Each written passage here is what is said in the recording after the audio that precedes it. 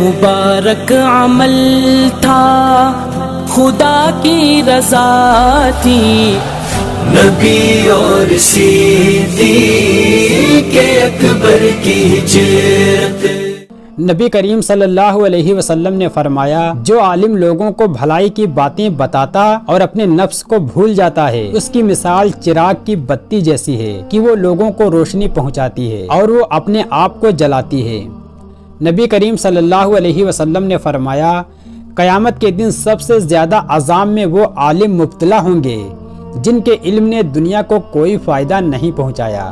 نبی کریم صلی اللہ علیہ وسلم نے فرمایا، جس علم سے کسی کو فائدہ نہ پہنچے وہ اس خزانے جیسا ہے جس میں سے کچھ خرچ نہ کیا جائے۔ نبی کریم صلی اللہ علیہ وسلم نے فرمایا، جو آدمی علم کو پوشیدہ رکھتا ہے اس پر دنیا کی ہر چیز لعنت کرتی ہے۔ نبی کریم صلی اللہ علیہ وسلم نے فرمایا، مسلمانوں تم جو چاہو علم حاصل کرو مگر اللہ تم کو اس سے کوئی فائدہ نہیں پہنچائے گا جب تک کہ اس پر عمل نہ کرو۔ نبی کریم صلی اللہ علیہ وسلم نے فرمایا، ایک زمانہ ایسا آئے گا کہ لوگ قرآن کے حروفوں کو یاد کریں گے مگر اس کے احکام کو بھول جائیں گے۔ نبی کریم صلی اللہ علیہ وسلم نے فرمایا، کسی مسلمان کو جائز نہیں ہے کہ اپنے مسلمان بھائی کا مال مار لے، کیونکہ اللہ نے مسلمان پر دوسرے مسلمان کا مال غصب کرنا حرام کر دیا ہے۔ نبی کریم صلی اللہ علیہ وسلم نے فرمایا، جو آدمی کسی کی زمین میں سے ایک بالست ٹکڑا بھی ظلم سے غصب کر لے گا وہ اللہ کے سامنے اس حالت میں جائے گا کہ اللہ اس پر غضبناک ہوگا۔ نبی کریم صلی اللہ علیہ وسلم نے فرمایا، جو آدمی اپنی اور دوسرے آدمی کی زمین کی حدیں بدل ڈالے اس پر قیامت تک اللہ تعالیٰ کی لعنت ہے۔ نبی کریم صلی اللہ علیہ وسلم نے فرمایا، مسلمانوں تم میں سے اچھے وہ ہیں جن کی عمریں دراز ہوں اور جنہوں نے کام اچھے کیے ہوں۔ نبی کریم صلی اللہ علیہ وسلم نے فرمایا، انسان کا کمینہ پن اس میں ہے کہ وہ مہمان سے کام لے۔ نبی کریم صلی اللہ علیہ وسلم نے فرمایا، میزبان کو اٹھنا نہیں چاہیے جب تک دسترخوان نہ اٹھ جائے۔ نبی کریم صلی اللہ علیہ وسلم نے فرمایا، میزبان کو چاہیے کہ مہمان کی اجازت کے بغیر روزہ نہ رکھے۔ نبی کریم صلی اللہ علیہ وسلم نے فرمایا، علم مسلمان کا دوست ہے، عقل اس کی رہنما ہے اور عمل اس کی قیمت ہے۔ نبی کریم صلی اللہ علیہ وسلم نے فرمایا، جب اللہ تعالیٰ کسی قوم کی بھلائی چاہتا ہے تو اس میں عالموں کا شمار بڑھا دیتا ہے اور جاہلوں کی تعداد گھٹا دیتا ہے۔ نبی کریم صلی اللہ علیہ وسلم نے فرمایا، قیامت کے دن سب سے زیادہ ندامت اس شخص کو ہوگی جو دنیا میں علم حاصل کر سکتا تھا مگر اس نے حاصل نہیں کیا۔ نبی کریم صلی اللہ علیہ وسلم نے فرمایا، مسلمانوں علم کی تلاش کرو اگرچہ وہ چین میں ہو، کیونکہ علم کو تلاش کرنا ہر مسلمان پر فرض ہے۔ نبی کریم صلی اللہ علیہ وسلم نے فرمایا، جو آدمی علم کی تلاش کرتا ہے اور اسی حالت میں مر جاتا ہے وہ شہید ہوتا ہے۔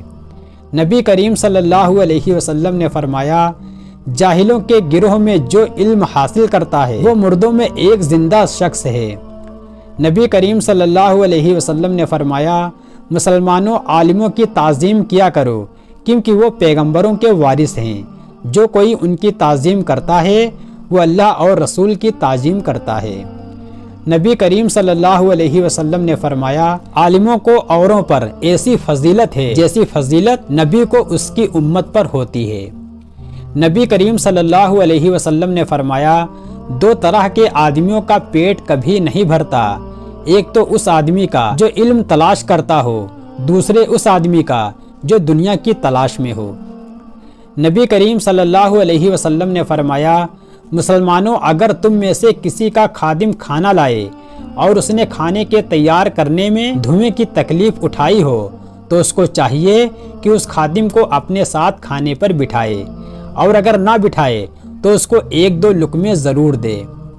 نبی کریم صلی اللہ علیہ وسلم نے فرمایا، مسلمانوں گھر بنانے یا لینے سے پہلے اچھے ہمسایہ کو تلاش کیا کرو اور راستہ چلنے سے پہلے اچھے ساتھی کو تلاش کر لیا کرو۔ نبی کریم صلی اللہ علیہ وسلم نے فرمایا بیمار کی مناسب بیمار پرسی یہ ہے کہ مزاج پرسی کرنے والا اس کے پاس سے جلدی اٹھ جائے۔ نبی کریم صلی اللہ علیہ وسلم نے فرمایا مسلمانوں جب تم کسی بیمار کے پاس جاؤ تو اس کو دیر تک زندہ رہنے کی خوشخبری دو، کیونکہ تمہارے کہنے سے کسی انسان کی زندگی دراز نہیں ہو سکتی مگر بیمار کی طبیعت خوش ہو جائے گی۔ نبی کریم صلی اللہ علیہ وسلم نے فرمایا جو آدمی پہلے سلام کرتا ہے وہ غرور سے پاک ہوتا ہے۔ نبی کریم صلی اللہ علیہ وسلم نے فرمایا جو آدمی مجلس سے اٹھے اس کو لازم ہے کہ اہل مجلس کو سلام کرے، اور جو مجلس میں آئے اس کو بھی لازم ہے کہ وہ مجلس والوں کو سلام کرے۔ نبی کریم صلی اللہ علیہ وسلم نے فرمایا مسلمانوں آپس میں مصافحہ کیا کرو، اس سے تمہارے دلوں کا کینہ دور ہوگا۔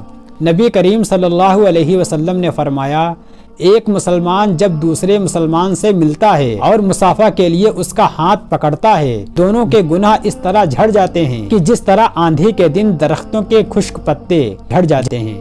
نبی کریم صلی اللہ علیہ وسلم نے فرمایا مسلمانوں ایک دوسرے کو تحفہ بھیجا کرو، کیونکہ اس سے کینہ دور ہوتا ہے۔ نبی کریم صلی اللہ علیہ وسلم نے فرمایا مسلمانوں جب کسی قوم کا بڑا آدمی آئے تو اس کی تعظیم کرو۔